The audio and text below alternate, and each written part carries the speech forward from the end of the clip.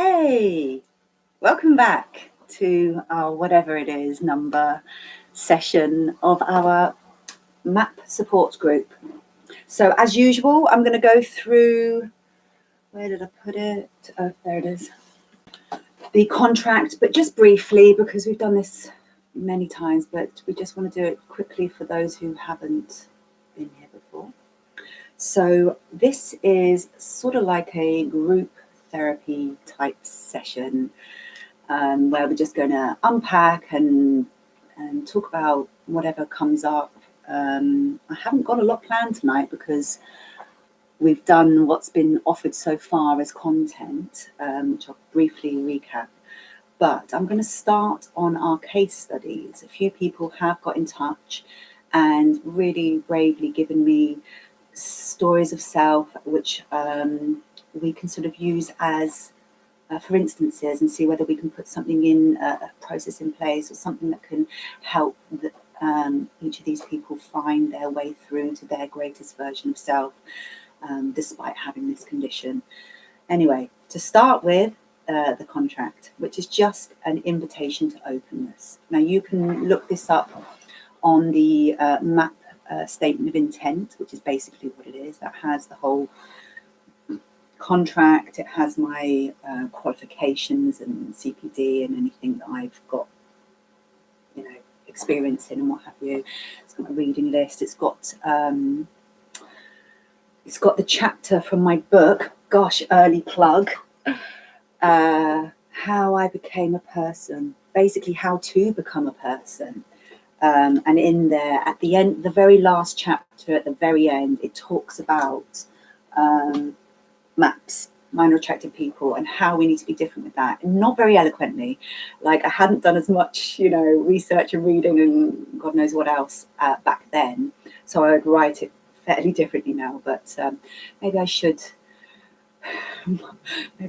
change what I would change in red so you can see the development. But anyway, there's a few bits that I'm like, oh, that's not quite the right term, but forgive my ignorance. I'm learning, and that's the first thing. I'm not qualified in being you. You are qualified in being you. You know who you are, what your triggers are, what your danger points are, what your needs and requirements of well-being are. I'm just going to make a space where we can share that group knowledge and make everyone a bit safer, or share the struggles so everyone can find, oh, you do this, oh, I do that, but actually I quite like the way you do that. So we sort of share that group knowledge of maintaining well-being. So I am a qualified and experienced person-centered counsellor, and we work with the principles that congruence, real witnessing and honouring, truth, authenticity, unconditional positive regard, or kindness unconditional. So whatever turns up, if you're turning up to work, it doesn't matter what you bring, how you turn up, what's gone before. You're turning up to be better, a better person, a greater version of self, and that deserves a round of applause. And okay, let's see what we've got to do in terms of struggling, and let's see how we can celebrate what you've been forgetting about. That this is awesome. You've kept your eyes over on this. And in the meantime, forgotten that you're like really mad hot at doing that. Like, once we get you back to yourself and your full version of self. And the last one, empathy. How can I forget? The most glorious gift on the planet, better than gold, platinum, anything you can combine, all the earth's treasures. If you could bottle empathy, gosh, the world and everyone in it would be a totally different thing. It can heal and make anything and everything better in of itself.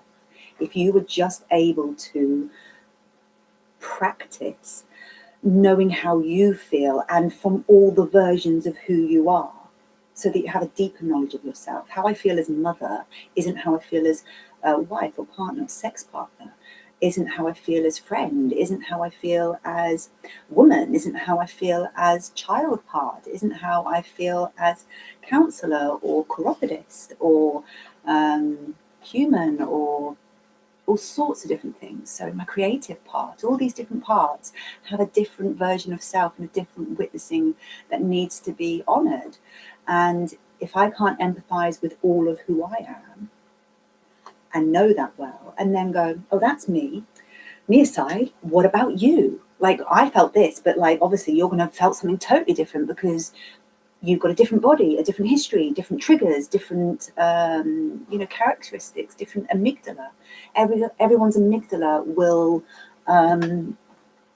show stress in a different way. Mine is usually and paramountly intrusive thinking, but where it used to provide me a whole ton of like anxiety, like real, earth-shattering self stuff, like real existential, who am I, what am I going to be stuff, when actually it's just my brain going, oh, you're a bit stressed, or something a bit stressful's coming up, I want you to just, watch out for that.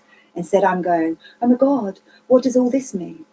Or someone will actually create some meaning about the anxiety and start hating the anxiety, when all the anxiety is doing is telling you, can you look after me a little bit, because we've got something stressful coming up, or we're in something stressful, or that thing was really stressful and you still haven't let me break speed, let me get off the treadmill.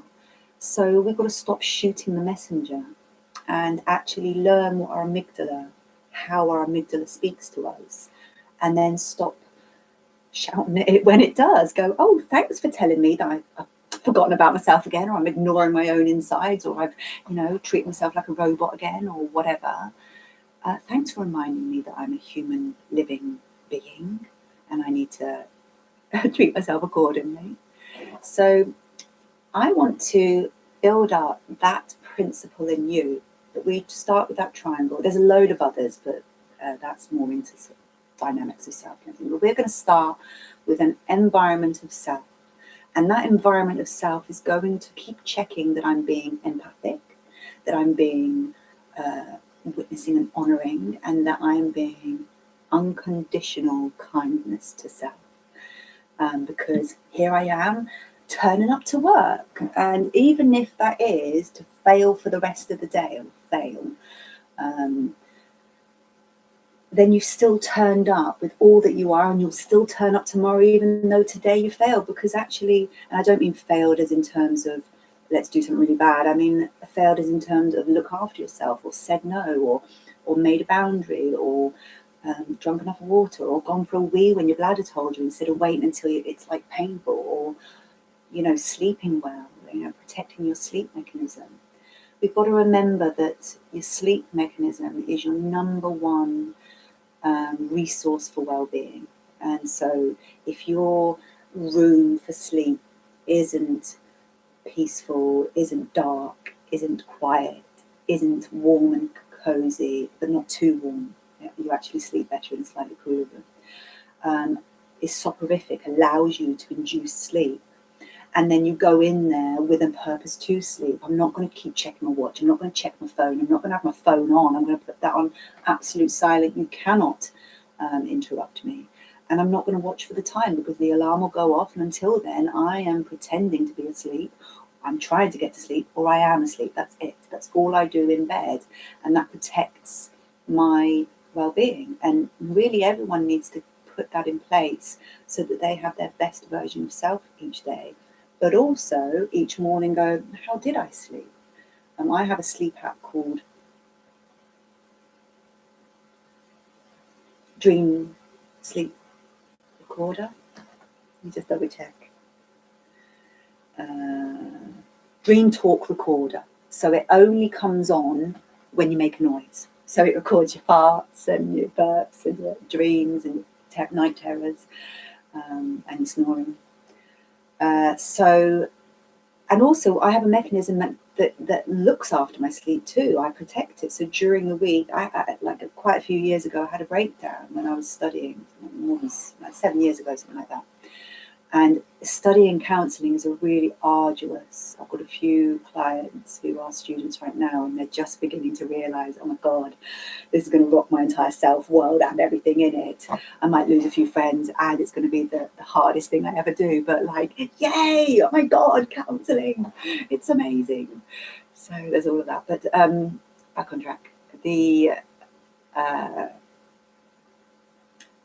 contracting for sleep, actually protecting yourself, knowing that getting a good night's sleep is worth protecting. So if you know that your partner snores or they're in a lot of pain, so they need a bit more room, actually a few times a week factor in, we're going to sleep apart. We're going to go to bed, have a cuddle, and as soon as we feel ourselves drifting off, one of us is going to go and take the spare room or the comfy couch. I mean, don't let someone go and be uncomfortable so they don't get a night's sleep. But everyone's got a nice place to sleep, but separately.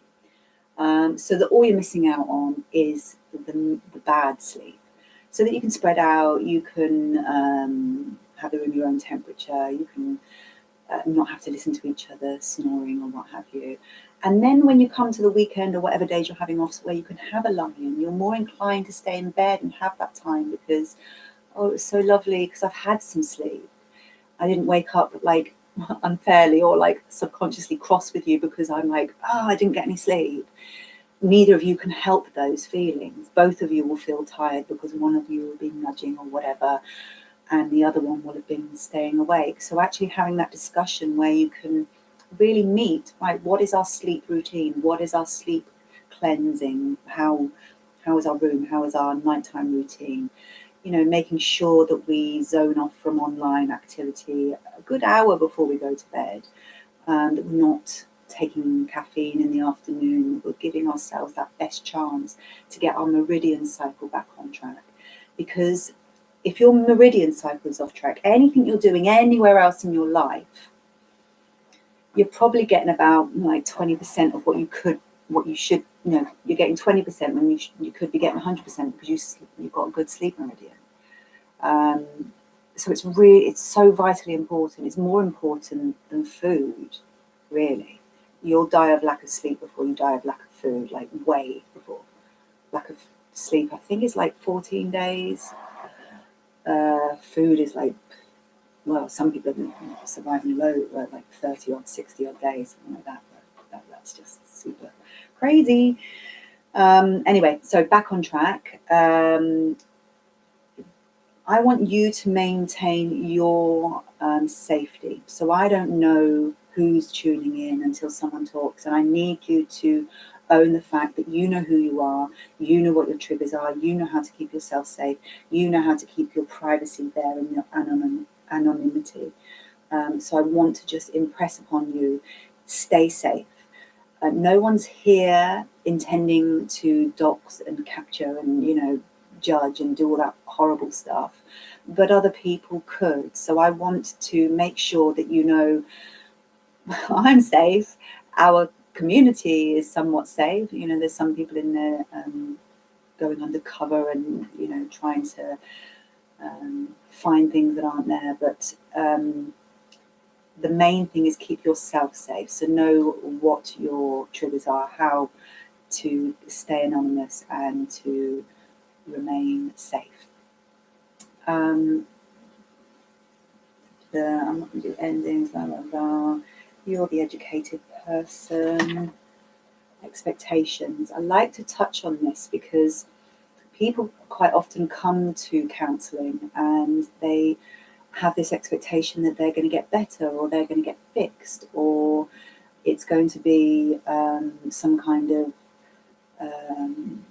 you know, I'm going to tell you what to do. That's not the case. Number one, I don't think anyone can be fixed. They are who they are and they're how they are.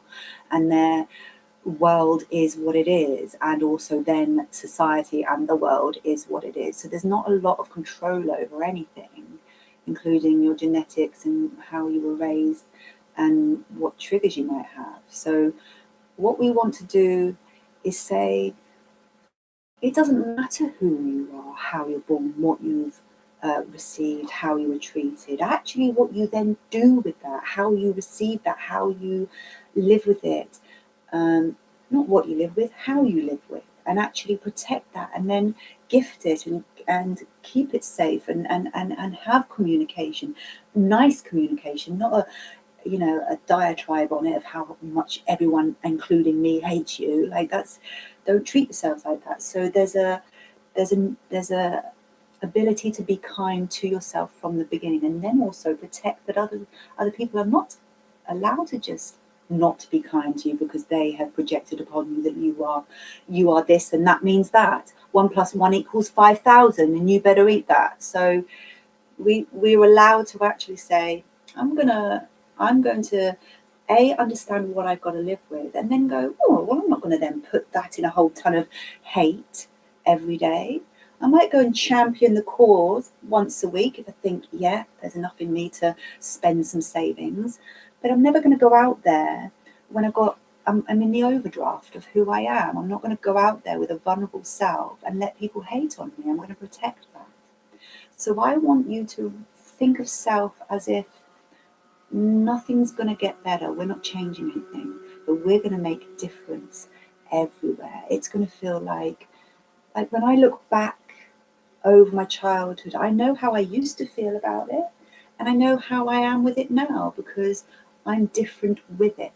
So it doesn't have the same conditions of worth. It doesn't have the same projections upon me. It doesn't have the same external location of evaluation. I am not what they said or what they did or how they treated me or whatever was received. I'm none of those things. I'm this person. And now that I realize all that, I don't have to waste my energy proving that I'm not that, and instead invest in becoming my greatest version of actually who I am. So it changes your whole dynamic with yourself, and also your environment, your relationship with your environment, yourself and other people, because, oh, I don't have to treat myself like that. Oh, I don't have to stay here and prove myself. If you're entitled to ignorance, and that's not my work to do, see ya. And also, like, understanding that some people are just on there to vent their spleen and just be hateful because that's how they dump all their shit out.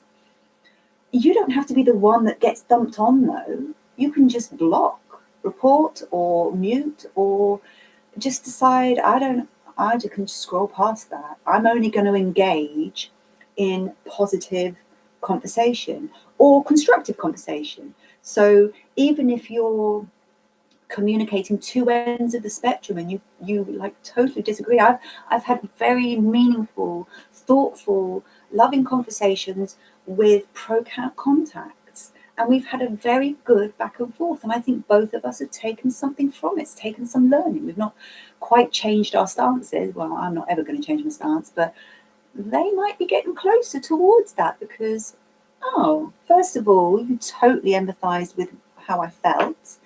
And then you gave me some unbiased, unjudgmental, neuroscience that made me think, how specific that golden environment would have to be for a child to actually want a sexual relationship with an adult. And then it sort of makes them go, oh yeah, that's an actually almost infinitesimal thing that I might as well give up the idea on.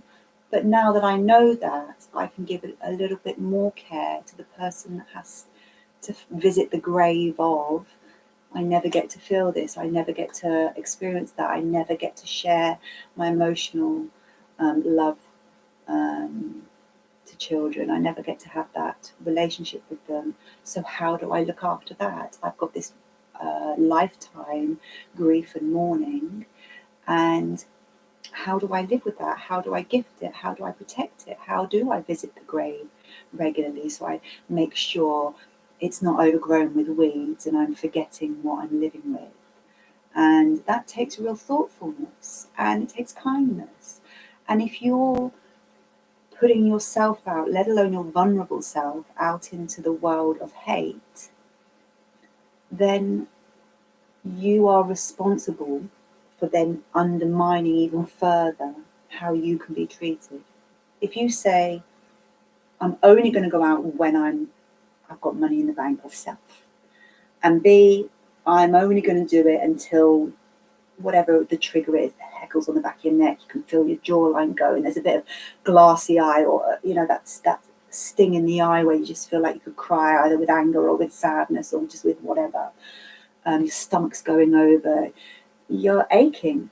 Like, one of the really good things is if your body is aching because you've been sat at the computer too much, or your hand is aching, or your thumb, or your eyes, or you have an actual headache, then your body is already telling you, fucking enough's enough, would you? Put down the technology and let me decompress.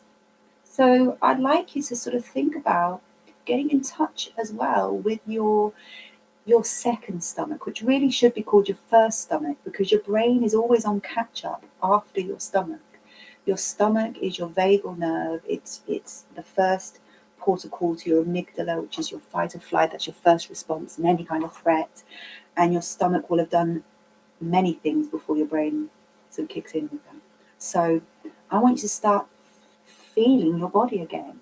And if your body is aching, then your self is aching. And you're just ignoring that because, oh, one more. When actually not one more. You're going to get repetitive strain injury, or you're going to fracture your well-being of self. So I want you to think about what's your environment and what are the boundaries of keeping that safe and in tune and cared for and kind and all those things. Complaints and queries. I am a registered member of the British Association for Counselling and Psychotherapy, and they are my governing body, but anyone that's interacting with me, either personally or has any problem with this or whatever, wants to get some CR Code of Ethics, or wants to get some background knowledge of me, wants to look me up and see my qualifications there, see that I am registered, has any questions for them, just wants to see what's in the area, see whether they've got anything coming up for maps or any signposting. They're an amazing governing body. They're really thoughtful. They're really progressive. If enough of us get in touch, then we could have a page in, they've got this 10 times a year therapy magazine.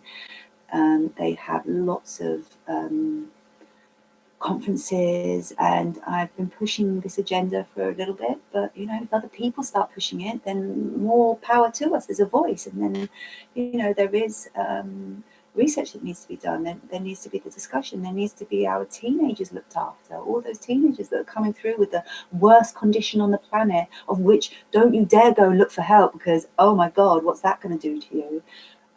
How? So we've got to, if you can have a voice, fucking have it, because you love kids. So why don't become the guardian? Why not that be the second prize, that actually, I could actually help this cause. I could help these teenagers coming through with just the most awful fears, and a lot of them are actually 35% of child abuse is done by children or teenagers. So what about actually helping them and giving them their voice and care and understanding? So speak up if you can. I really work well with anger, and I work well with people being angry with me, because really all it is that I've triggered something. I've not meant to. I've not purposely tried to hurt anyone. I don't want to, but I can. Of course I can. We're like bravely going into the the unknown, and we're exploring our edges of self, and I'm going to trigger you, and I'm going to step on nubbins by accident, and I'm going to nudge up to things. Oh shit, sorry, I woke up the beast. Well, then let's welcome the beast. Let's look at this nubbin. Let's put a boundary around there. Why people are allowed to just bump into that? Let's make that safe. So part of counselling is about getting comfortable with the uncomfortable, and me being brave enough to go, bring it to me. Like, I'm the first person where you can get really safe with, that isn't going to take it personally, that isn't going to go home and cry.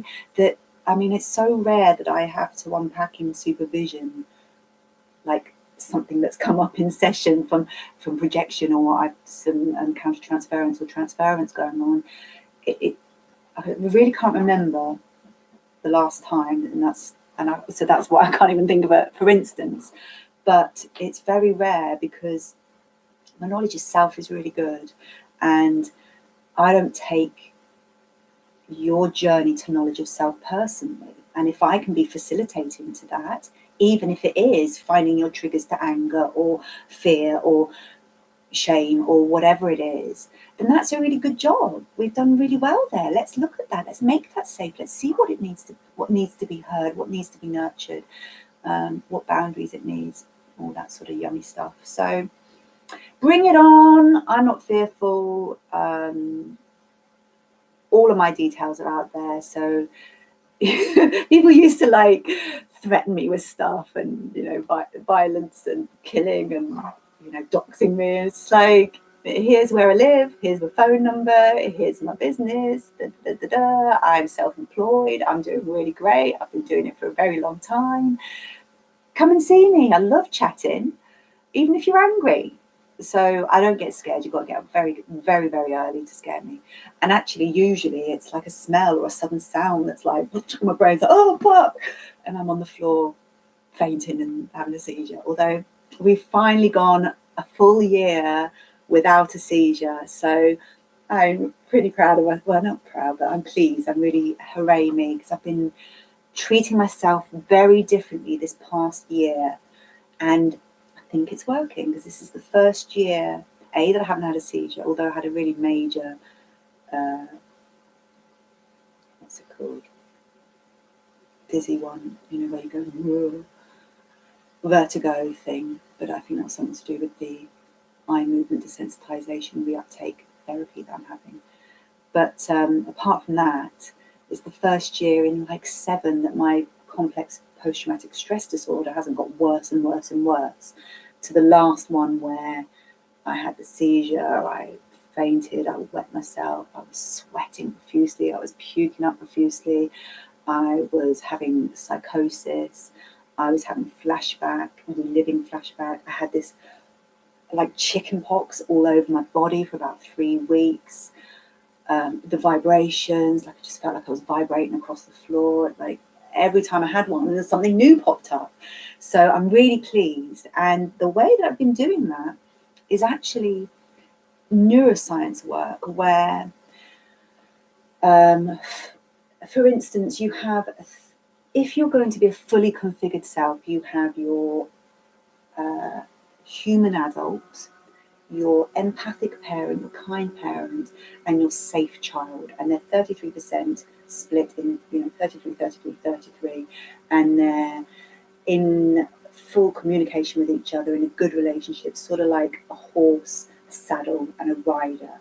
And when everything fits perfectly, they ride expertly through their life and have an amazing time, because they know when to take the saddle off and lay down and have some food or sleep or whatever. They know when to, stop because we're getting near the edge of the canyon or whatever. So if your childhood has been traumatic or fractured in any way, your child part might be really unsafe, or might be split into several unsafe characters, as mine is. And then your adult becomes this robot, and your parent, who's that? That's some kind of taskmaster with a whip, like just flogging you onwards because you better succeed and prove and earn your right to be here, whatever your conditions of worth are telling you. So we wanted, what we've been doing with myself, my traumatic part, so my amygdala, I think, is my child part.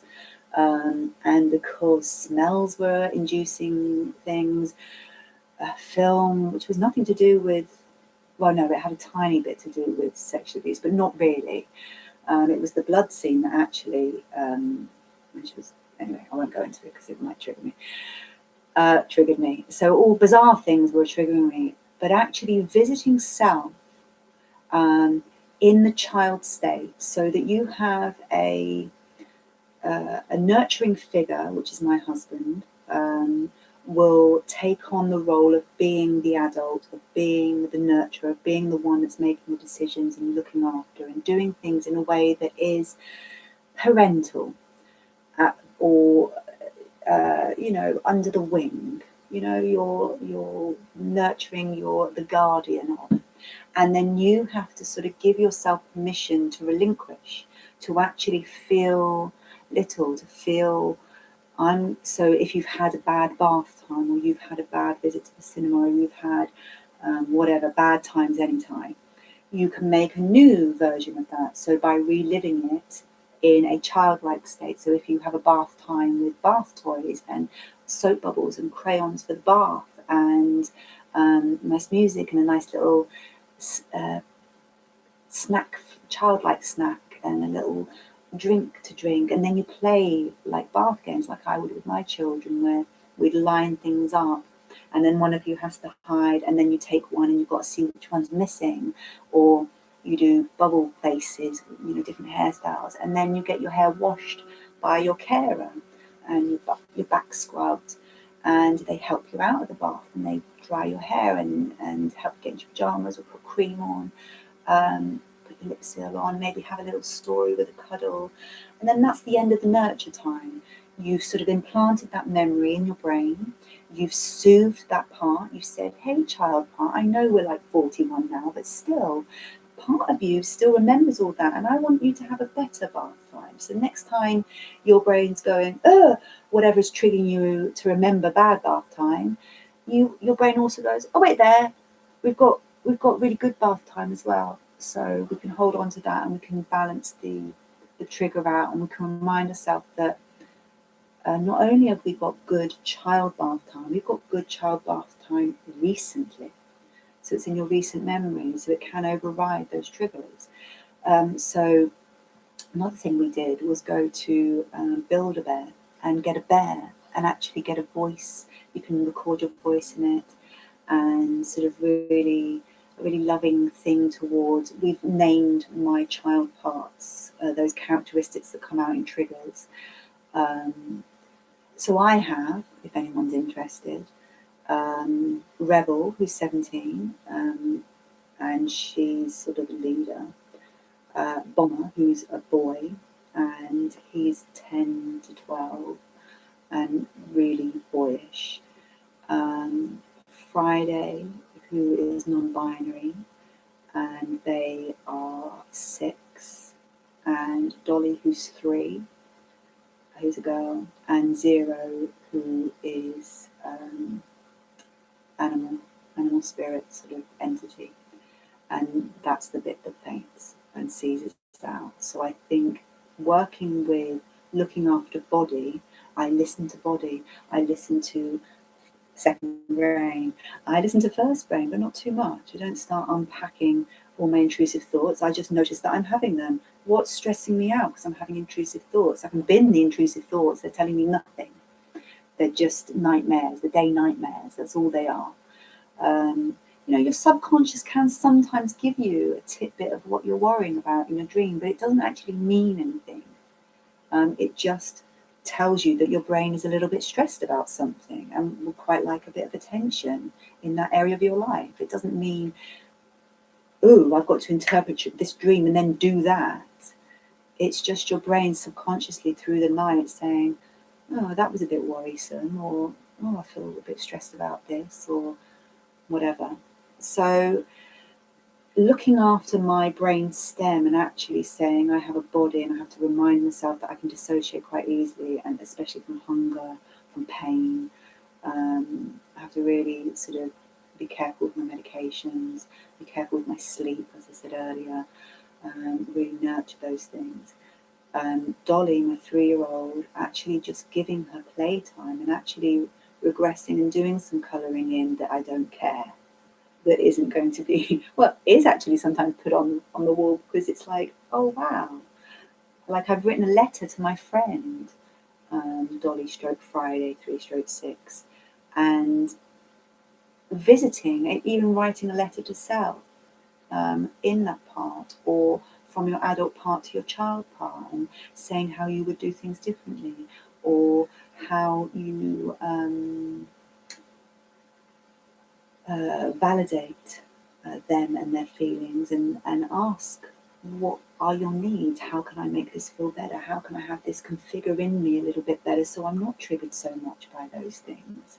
So you actually work with them from the place they are, instead of transposing this adultness upon them. Because of course they're not.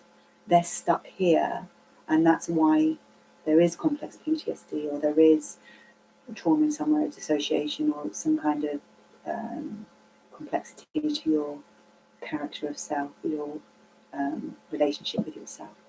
So if we stop working at it from here and then expecting it to, like, turn up looking adult, we're going to stop traumatizing it and re-traumatizing it, because of course I can't ever be adult and stop being mean to me when I don't know what I'm doing because I'm just 3 or I'm just 6 or I'm just whatever.